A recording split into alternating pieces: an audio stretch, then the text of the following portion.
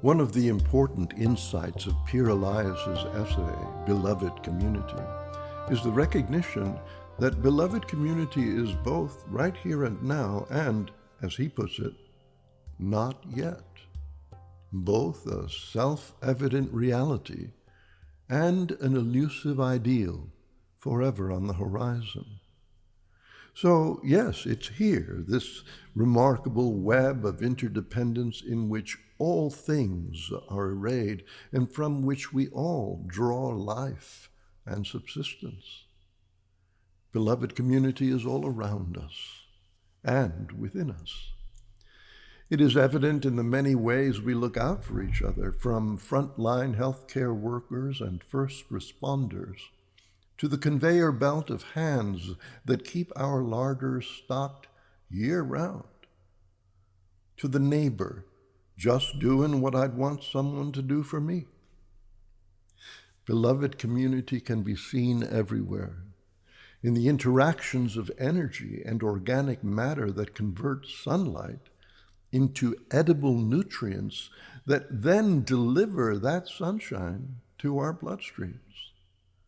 This interplay of earth, air, water, and fire working through all biosystems is, in a sense, the primal beloved community.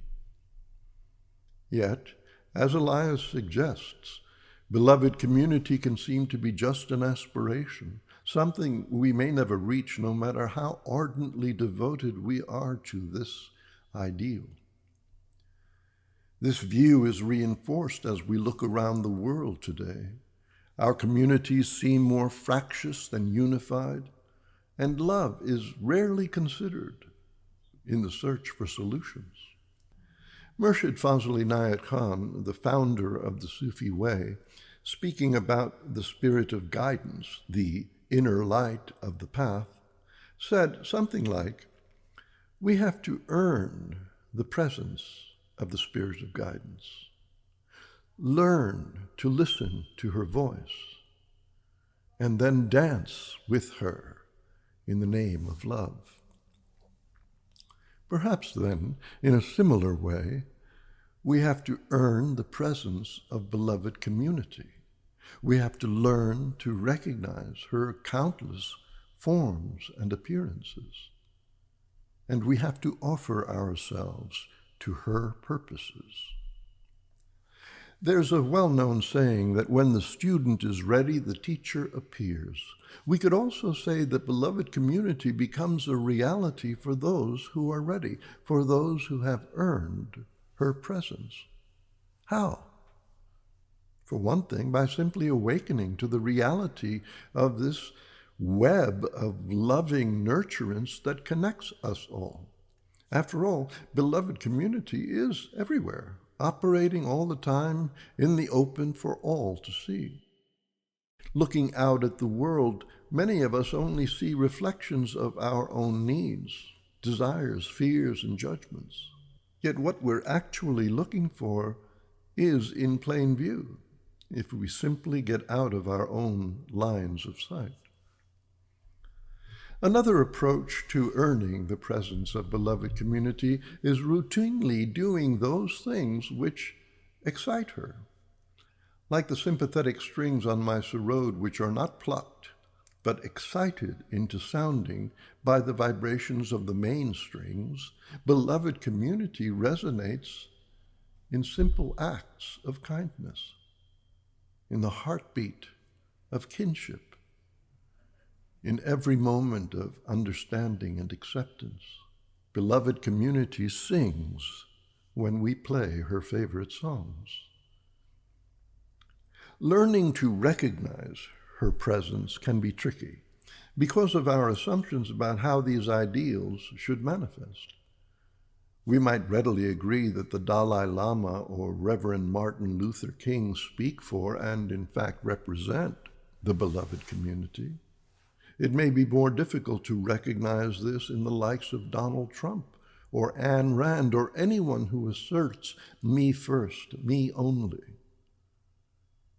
But it's there.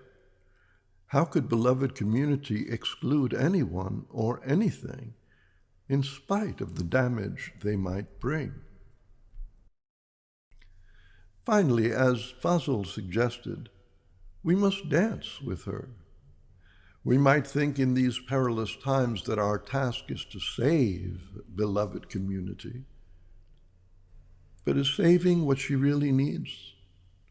What is she actually asking of us?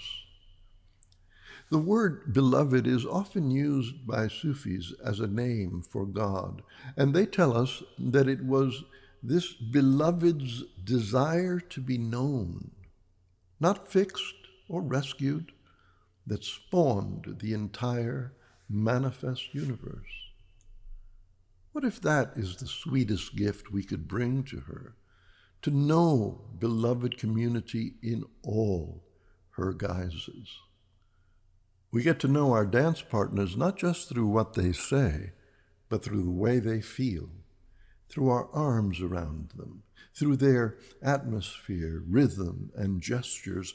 This physical knowledge then helps us to feel their needs, to know with our hearts how best to respond.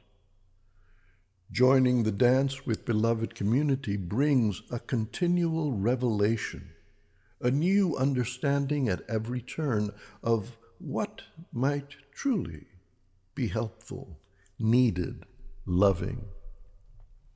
So, for example, listening with loving attentiveness to what our bodies are really telling us might evoke the spirit of beloved community more readily than trying to impose a strict diet on ourselves. What we learn through really listening to ourselves is priceless. We become increasingly honest with ourselves. This enables us to trust ourselves and the world around us as we join the dance in new, sometimes scary ways. And in our social realities, rather than preaching a particular worldview, taking the time to really see and listen to each other, free of status and virtue signaling.